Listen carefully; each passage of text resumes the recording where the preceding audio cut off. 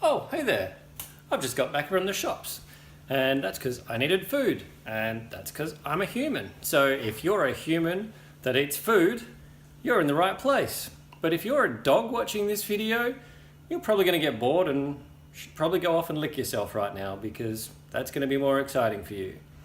Now, the food I got is mostly towards me being able to put on some weight again. Now, I've been sick for a long time and I'm slowly getting my body building back up, which means eating to put on a little bit more muscle. Now, that's all good, and I've done this in the past as well, eaten to gain weight, and I turned into a fat bastard. Now, that really isn't the best way to do it, and there are other ways to do it which are better. At the moment, I'm eating about as healthy as I ever have, but in the quest of trying to get enough calories in my diet, I have found that even with the healthy foods, I've still been putting on a little bit too much fat. So today, I'm going to talk you through how to tweak your food intake, just so you can get it to where you want to get to, I guess. So for me, I've put on a few kilos, which is great, but some of that is fat. That little bit excess fat, I wasn't really sure where it came from, so I started looking a little bit deeper.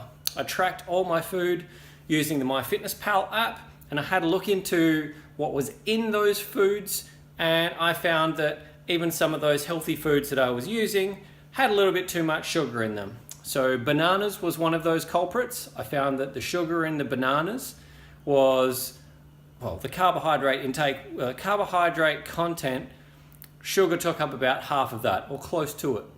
And I found that I was getting all mucousy, and that was my suspicion. I cut it all the way back, so I'm having maybe one or half a banana, and the mucus issue stopped. Okay, cool.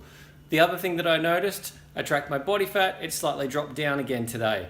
It means I'm on the right track with that. Now, I hadn't been able to tell that unless I'd been tracking things appropriately. So one thing I'm doing, I'm tracking my weight and body fat percentage. Now, body fat percentage is very important because that'll give you an indicator of exactly where you're at. Noticing my weight going up is great, but if I'm putting on fat, well, that's obviously not going to work so well. So tracking my weight, body fat percentage, great, something you should be doing as well. It can be on a weekly, fortnightly, monthly basis, doesn't matter too much, just as long as you're doing it on a regular basis so you can check in with yourself. As I mentioned, the other one I use is MyFitnessPal. I'm trying to get 3,000 to 3,500 calories in a day, so being able to plot that all out into my meals with the appropriate foods makes it easy for me. It also allows me to see what's in those foods. As I said, you can go in there and have a look at each of those individual foods. It will tell you how much fat, how much saturated fat, how much carbohydrates, how much fiber is in there, how much sugar is in there. So being able to look at those numbers and values, I guess, gives you a little bit more of an idea of where you're at and what to play with. If you were to do the same thing as me, so check your weight and your body fat percentage today and input all of the food and drink that you had in their specific quantities into the MyFitnessPal app. That's your starting point. In a week's time, you might want to do the same thing and check it again. Check your weight, check your body fat percentage, check what your food intake is, and see where you're at. From there, you can figure out which direction you need to go in. Maybe you need to eat a little bit more, maybe you need to eat a little bit less. Maybe you need to increase your protein, maybe you need to decrease your fat, maybe you need to increase your carbohydrates or decrease your carbohydrates, who knows?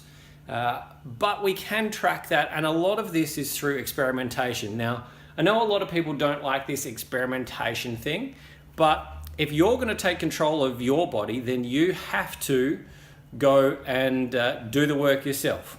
The alternative is to work with a coach who can do this for you.